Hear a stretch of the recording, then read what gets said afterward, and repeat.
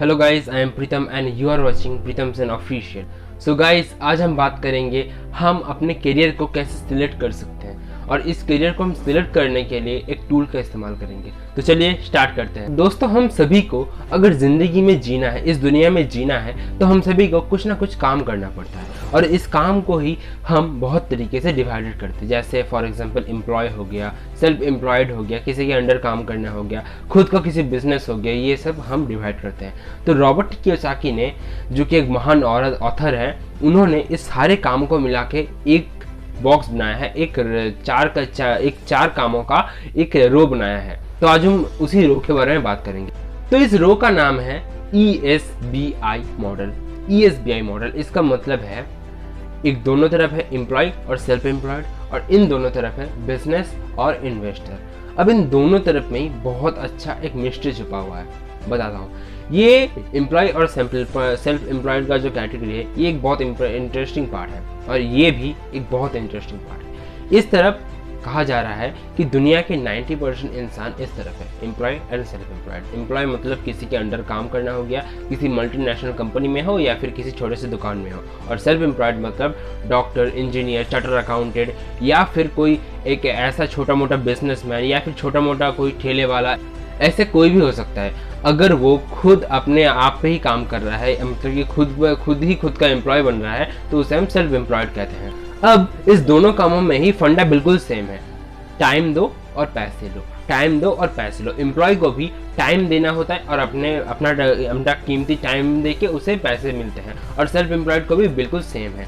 इसी तरीके से दोस्तों कहा जाता है कि इस रो में दुनिया के 90% लोग हैं, लेकिन अगर दुनिया के सारे वेल्थ को हम मिला दें और उसका 90 और 10 का एक एस्पेक्ट रेशियो में उसे बांट दें, तो दुनिया का जो 10% वेल्थ है वो इस तरफ है 90% लोगों के पास, और जो बिजनेस और इन्वेस्टर है उनके पास दुनिया के 90% वेल्थ है। लेकिन मज़े की बात यह है कि इस तरफ दुनिया के सिर्फ 10% लोग होते हैं, मतलब 10% लोगों के पास 90% वेल्थ और 90% लोगों के पास 10% वेल्थ। अब चलिए इस फंडे को पूरी अच्छी तरह से समझते हैं। अब चलिए आपको थोड़ा डिटेल में समझाता हूँ कि ये लोग इतने ज़्यादा पैसों के मालिक क्यों हैं। दोस्तों, हम सभी के पास जो कम है वो है टाइम। अगर इनके पास टाइम ज़्यादा होता, एक डॉक्टर के पास अगर टाइम ज़्यादा होता तो वो ज़्यादा पेशेंट को सर्व कर सकता था, तो उसे ज़्यादा पैसे मिलते। इसी तरीके से एक एम्प्लॉय अगर ज़्यादा काम करता तो उससे ज़्यादा पैसे मिलते। तो हम सभी के पास 24 घंटे होते, फिर भी ये लोग क्यों अमीर व अमीर होते जा रहे हैं। इन लोगों के पास एक टेक्निक होती है जिसे हम बोलते हैं टाइम लिवरेज। यस दोस्तों, टाइम लिवरेज। मैं आपको समझाता हूँ इसका मतलब है दोस्तों कि टाइम को बढ़ाना, टाइम को लिवरेज करना। फॉर एग्जांपल, इसके पास एक बिजनेसमैन है, ये इसके पास एक बहुत बड़ा कंपनी है। अब उस कंपनी में उसने क्या किया, एक प्रोडक्ट को सेल करता है वो अकेले अगर वो करता है तो उसे दिन का 500 रुपये मुनाफा होता है। और दूसरी तरफ एक और कंपनी है जो कि अपने साथ 10,000 लोगों को काम करवा रहा है। अब उस 10,000 लोगों को वो दिन में 400 रुपये देते हैं उस काम को करने के लिए, और उससे उसे मुनाफा होता है 500 का। तो 10,000 लोगों से वो 100 रुपये भी लेता है तो वो दिन का 10 लाख कमा सकता है बिना काम किए। वो कोई बीच में घूम रहा होगा लेकिन वो पैसे ज़रूर कमा रहा होगा। इसे बोलते हैं टाइम लिवरेज। अब दोस्तों, अब बात करते हैं दुनिया के सबसे खतरनाक और ताकतवर इंसान के बारे में, जो कि है इन्वेस्टर। अगर कोई इंसान सच में बहुत ज़्यादा अमीर है तो वो एक इन्वेस्टर भी ज़रूर होगा। अब आप समझिए कि हम इन लोगों को इतना खतरनाक क्यों बोल रहे हैं। दोस्तों, हम एक आम इंसान है, और एक आम इंसान क्या सोचता है, एक सरकारी कर्मचारी बहुत ताकतवर होता है, उसके पास बहुत ज़्यादा पावर होता है, sir for example IAS officer या फिर ये सारे ऑफिसर्स। लेकिन वो क्या सोचते हैं, वो सोचते हैं कि मंत्री, नेताएं बहुत ज़्यादा पावरफुल होती है।